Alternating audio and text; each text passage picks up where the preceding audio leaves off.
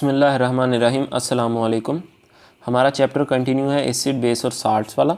इसके अंदर आज जो हमने टॉपिक डिस्कस करना है वो है Lewis concept of acids and bases. Previous lectures के अंदर हमने दो कंसेप्ट्स को पढ़ा, एक था हमारे पास आर्हेनिस और सेकंड था हमारे पास ब्रोंस्टर-लॉरी कंसेप्ट। आज हमने डिस्कस करना है लिविस कंसेप्ट को। जितनी भी लिमिटेशंस जो उन दो कंसेप्ट्स के अंदर रह गई थी वो इस कंसेप्ट के बाद कवर हो जाएंगी।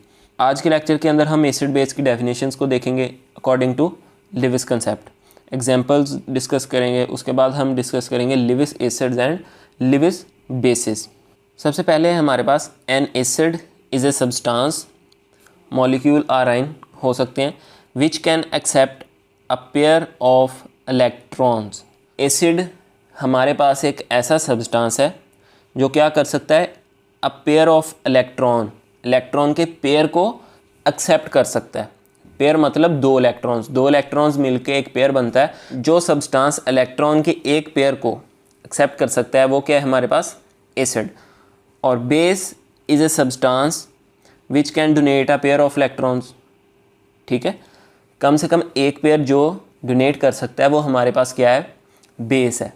ठीक है, जिस तरह हमने प्रीवियस कॉन्सेप्ट्स के अंदर पढ़ा था कि प्रोटॉन दे या OH नेगेटिव आयन दे तो हमारे पास क्या है, एसिड है या बेस है। उसके बाद ब्रोंस्टर-लॉरी के अंदर हमारे पास थोड़ा सा कंसेप्ट चेंज हुआ बेस के बारे में। अब यहाँ पे हमारे पास क्या है, टोटली डिफरेंट है कि अगर एक सब्सटेंस हमारे पास इलेक्ट्रॉन के पेयर को एक्सेप्ट करता है तो वो एसिड है, और अगर वो डोनेट करता है तो वो बेस है। इसके अंदर कोई कंसेप्ट नहीं है प्रोटॉन का, कि जिस तरह हमने प्रीवियस कंसेप्ट्स के अंदर प्रोटॉन को डिस्कस किया था। लास्ट में हमारे पास पिछले जो कंसेप्ट्स थे उसके अंदर जिस तरह SO3 है या इस तरह के और सब्सटेंसेस हैं जिनको वो स्टडी नहीं करते थे।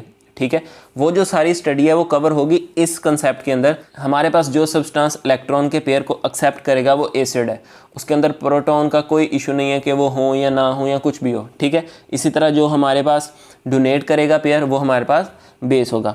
Example, a reaction between ammonia and boron trifluoride. इसका हम रिएक्शन देखेंगे कि हमारे पास यहाँ पे एसिड और बेस क्या है। ये हमारे पास एक सिंपल सा रिएक्शन है कि हमारे पास क्या था, अमोनिया प्लस बोरोन ट्राइफ्लोराइड, इन दोनों के दरमियान हमने क्या करवाया, रिएक्शन। हमें पता है कि अमोनिया जो होती है NH3, इसके अंदर नाइट्रोजन के ऊपर एक जो हमारे पास पेयर होता है, मतलब हमारे पास जो दो इलेक्ट्रॉन होते हैं वो फ्री पड़े होते हैं।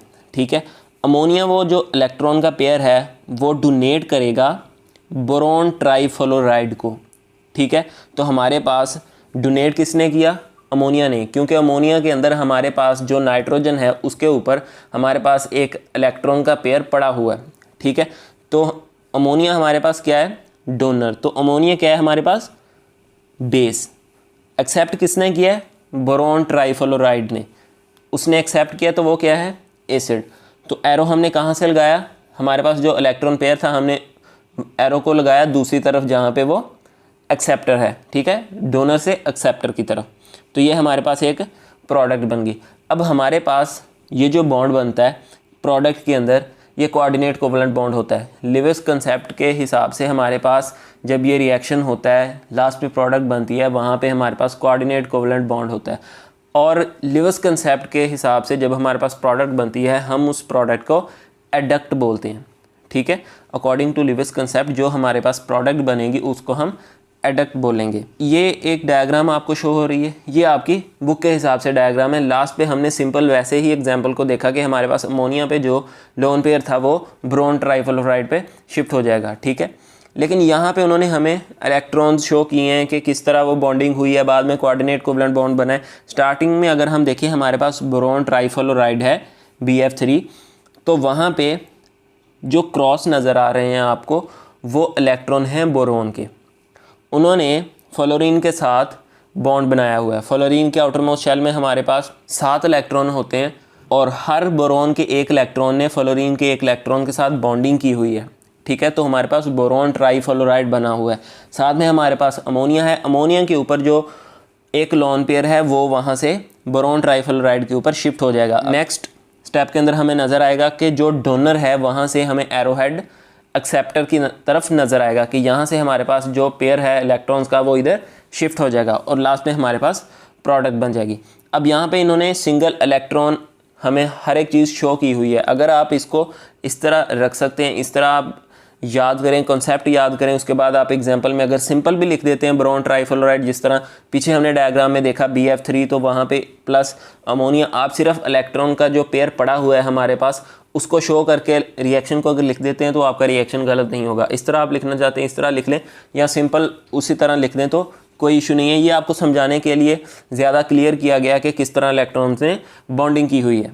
नेक्स्ट है हमारे पास Lewis acids, molecules in which the central atom has incomplete octet, for example BF3। ऐसे मॉलिक्यूल जिनके अंदर जो सेंट्रल एटम है उसका ऑक्टेट इनकम्प्लीट हो, फॉर एग्जांपल हमारे पास BF3, the central atom have only 6 electrons around them. हमारे पास यहाँ पे सेंट्रल एटम क्या है, बोरोन, और जो हमारे पास फ्लोरीन है उन्होंने साइड पे बॉन्डिंग की हुई है। अब इनकम्प्लीट ऑक्टेट का क्या मतलब है? ऑक्टेट मतलब वहाँ पे 8 इलेक्ट्रॉन कंप्लीट होने चाहिए थे, लेकिन वहाँ पे कितने हैं, 6 इलेक्ट्रॉन्स हैं। किस तरह हमें पता चला कि 3 इलेक्ट्रॉन बोरोन के हैं और 3 इलेक्ट्रॉन फ्लोरीन के हैं, इन सब ने आपस में बॉन्डिंग की हुई है, तो टोटल हमारे पास हो गए 6। तो 2 की स्पेस हमारे पास अवेलेबल है, ठीक है। तो ये हमारे पास लिविस एसिड के तौर पे एक्ट कर सकता है। क्यों? क्योंकि इसके पास इलेक्ट्रॉन के पेयर को एक्सेप्ट करने की कैपेसिटी है, ठीक है। तो ये लिविस एसिड के तौर पे एक्ट करेगा। BF3 के अलावा और बहुत सारे हैं हमारे पास, लेकिन BF3 की एग्जांपल हमने पढ़ी तो इस तरह हमें ज़्यादा क्लैरिफाई हो गया ये यहाँ पे कि हमारे पास BF3 as a Lewis acid क्यों एक्ट करता है। क्योंकि ऐसे मॉलिक्यूल जिनके ऑक्टेट इनकम्प्लीट है वो लिविस एसिड के तौर पे एक्ट करेंगे। Simple cations can act as Lewis acid, और हमारे पास जितने भी केटाइंस हैं सारे के सारे Na पॉजिटिव, हमारे पास सोडियम है, हमारे पास पोटाशियम का है, जितने भी हमारे पास केटाइंस हैं, सिंपल केटाइंस, वो क्या हैं, वो लिविस एसिड के तौर पे एक्ट कर सकते हैं। क्यों एक्ट कर सकते हैं? क्योंकि वो इलेक्ट्रॉन डेफिशिएंट होते हैं, उनके अंदर जो इलेक्ट्रॉन हैं उनकी कमी होती है, जिसकी वजह से वो लिविस एसिड के तौर पे वर्क कर सकते हैं। इलेक्ट्रॉन की कमी की वजह से जब एक एटम में से इलेक्ट्रॉन निकल जाता है तो उसके ऊपर पॉजिटिव चार्ज आ जाता है। इलेक्ट्रॉन निकल गया, पॉजिटिव चार्ज आ गया, इलेक्ट्रॉन निकला, इसका मतलब है वहाँ पे स्पेस खाली हो गई है, इलेक्ट्रॉन वहाँ पे आ सकता है। तो इसका मतलब ये है कि जितने भी हमारे पास सिंपल केटाइंस हैं वो लिविस एसिड के तौर पे काम कर सकते हैं। ये 2 पॉइंट्स यहाँ पे हमारे पास कि ऐसे मॉलिक्यूल जिनके अंदर सेंट्रल एटम का ऑक्टेट इनकम्प्लीट हो, और सेकंड हमारे पास जो सिंपल केटाइंस हैं ये दोनों हमारे पास लिविस एसिड के तौर पे एक्ट करेंगे। नेक्स्ट है हमारे पास Lewis bases, neutral species having at least 1 lone pair of electrons, for example ammonia, amines, alcohols etcetera.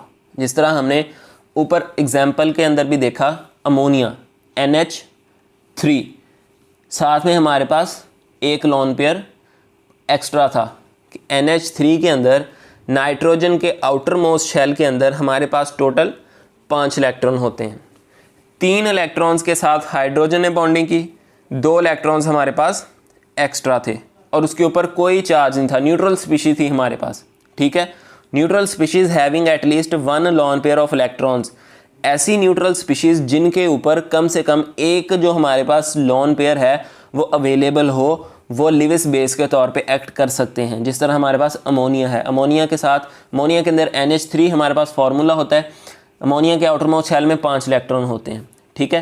3 के साथ हाइड्रोजन ने बॉन्ड बनाया होता है और 2 इलेक्ट्रॉन हमारे पास एक्स्ट्रा होते हैं, हमारे पास एक लोन पेयर एक्स्ट्रा होता है, इसलिए वो लिविस बेस के तौर पे काम करता है क्योंकि वो उसको डोनेट कर सकता है।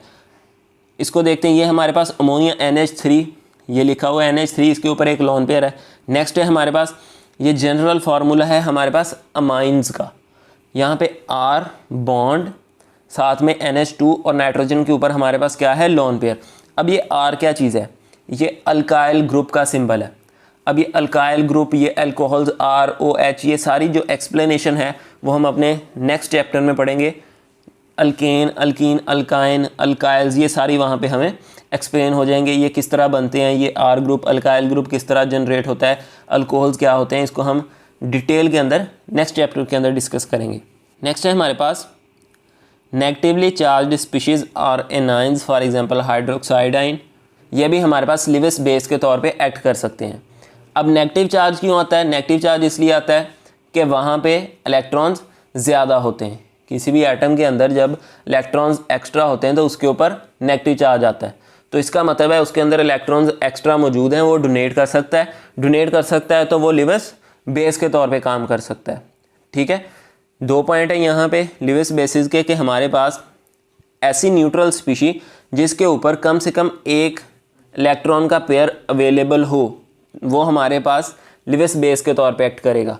और दूसरी, जिस तरह एसिड के अंदर हमारे पास केटाइंस थे, पॉजिटिव चार्ज था उनके ऊपर, वो इलेक्ट्रॉन डेफिशिएंट थे। इसी तरह यहाँ पे एनाइंस है, इनके पास इलेक्ट्रॉन ज़्यादा है, तो ये लिविस बेस के तौर पे एक्ट कर सकते हैं।